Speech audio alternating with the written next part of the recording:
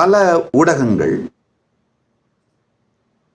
சில பேர் புகழ்வதற்காகவும் சில பேர் இகழ்வதற்காகவும் என்ன செல்ஃப் ஸ்டைல்ன்ற வார்த்தையை வச்சு உபயோகப்படுத்துறாங்க. அட்ரஸ் பண்றீங்க, இன்ட்ரோடக்ஷன் கொடுக்குறீங்க, அறிமுகம் கொடுக்குறீங்க, செல்ஃப் ஸ்டைல்டுன்னு. நல்லா புரிஞ்சுக்கோங்க,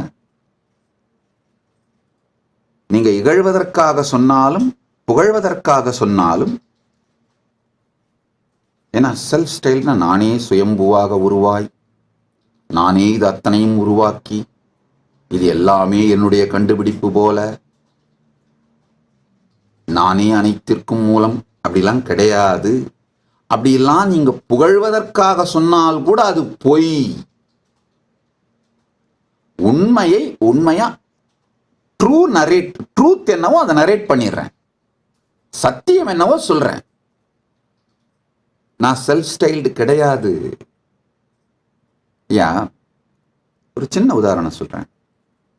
என்னுடைய பரன், அதாவது 7 தலைமுறைக்கு முந்தி சைவ எல்லப்ப நாவலர்ந்து திருவண்ணாமலையில வாழ்ந்தார். திருவண்ணாமலையிலே பிறந்து வாழ்ந்தார். சைவ எல்லப்ப நாவலர்னு தொண்டை மண்டல சைவ வேளாளர் குலத்து பெரியவர். அவர் சம்ஸ்கிருதத்தில் இருக்கிற ஸ்காந்த புராணத்தின் ஒரு பாகமான அருணாச்சல புராணத்தை தமிழ்ல வெண்பாவாக எழுதினார்.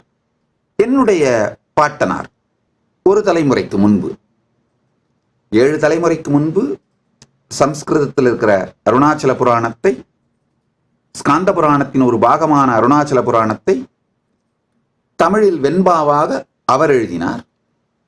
எனக்கு முந்தைய தலைமுறை என்னுடைய பாட்டன் பாண்டுரங்கனார், அவர் அதை தமிழ் உரைநடையாக மாற்றி எழுதினார். தமிழ் உரைநடையாக, அது வெண்பாவிலிருந்து தமிழ் உரைநடையாக மாற்றி செய்தார், உரைநடை எழுதினார். நான் இப்போ அதை ஆங்கிலத்தில் மொழிபெயர்த்து ஏஐல எடுத்துட்டு அதாவது வியாசர் வழங்கிய மூலசூத்திரம், சம்ஸ்கிருதத்தில் இருக்கிற மூலசூத்திரம், என்னுடைய பரன் சைவ எல்லப்ப நாவலர் அவர்கள் எழுதிய தமிழ் வெண்பா, அதுக்கடுத்து என்னுடைய பாட்டன் எழுதிய அதனுடைய தமிழ் விளக்க உரை, இது அனைத்தையும் அழகாக வகுத்து ஆங்கிலத்தில் மொழிபெயர்த்து ஏஐல எடுத்துட்டு இப்போ நான் செஞ்சிட்டு இருக்கிறேன். இதில் நான் என்ன புதுசாக கண்டுபிடிச்சிட்டேன்? மாடர்ன் டெக்னாலஜியையும் உலகம் முழுக்க பல பேர் பலனடைகிற மாதிரி வேறு வேறு மொழிகள்லையும் இதை எடுத்துட்டு போயிருக்கேன் அப்படின்றது மட்டும்தான் என்னுடைய பங்களிப்பு. ஆழ்ந்து புரிந்து கொள்ளுங்கள். மொத்தமா என்னுடைய வாழ்க்கையே இந்த 2-3 வரிகள்ல முடிச்சிட்டேன். அப்புறம் நான் எப்படி செல்ஃப் ஸ்டைல்டா இருக்க முடியும்? கருவழி பரம்பரையாலும் குருவழி பரம்பரையாலும் எனக்கு அளிக்கப்பட்ட ஞானத்தை, அனுபூதியை, பரமசிவ ஞானத்தை உலகம் புரிந்து கொள்ளுகின்ற பல்வேறு மொழிகளில் இன்று உலகத்திலே அவைலபிளாக இருக்கிற பல்வேறு தொழில்நுட்பங்கள் வழியாக, இந்த ஏஐ செயலி மற்றும் இன்னும் டெவலப் ஆகிட்டு இருக்கிற ஏஎஸ்ஐ, ஏஜிஐ, இது மாதிரியான செயலிகள் மூலமாக பல்வேறு மாடல்ஸாக வகுத்து உலகத்துக்கு கொடுக்குறேன். அவ்வளவுதான் என்னுடைய வேலை. நல்லா புரிஞ்சுக்கோங்க. என்னை புகழ்வதற்காக, இப்போ என்னை இகழ்வதற்காக நான் செல்ஃப் ஸ்டைல்னு சொல்றவங்க, அவங்க அது அவர்களுடைய கருத்து, நாம ஒன்றும் சொல்றதுக்கு இல்லை. அது பொய்னு மட்டும் சொல்ல முடியும், அவ்வளவுதான்.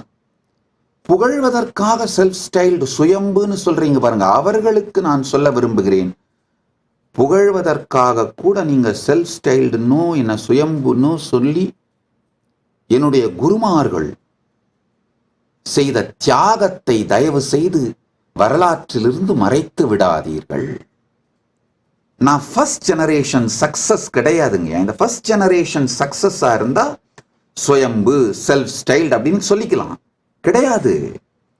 மிகப்பெரிய பாரம்பரியத்தின் மறுமலர்ச்சி, ரிவைவல் அப்படின்னு வேணா சொல்லிக்கலாம். புகழ்வதற்காக கூட சுயம்புன்னோ செல்ஃப் ஸ்டைல்டுன்னோ சொல்லாதீங்க. காரணம் என்னன்னா, மணிக்கணக்காக தன்னுடைய வாழ்க்கையே என்னுடைய குருமார்கள் எல்லாம் என்னை ட்ரெயின் பண்றதுக்காக தியாகம் பண்ணியிருக்காங்கய்யா.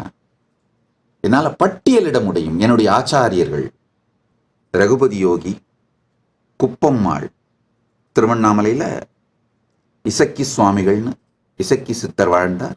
அவரும் அவருடைய சிஷ்யை குப்பம்மாள் 2 பேரும் என்னுடைய ஆச்சாரியர். சைவமும் தமிழும் கற்றுக் கொடுத்தவர் பாண்டுரங்கனார்.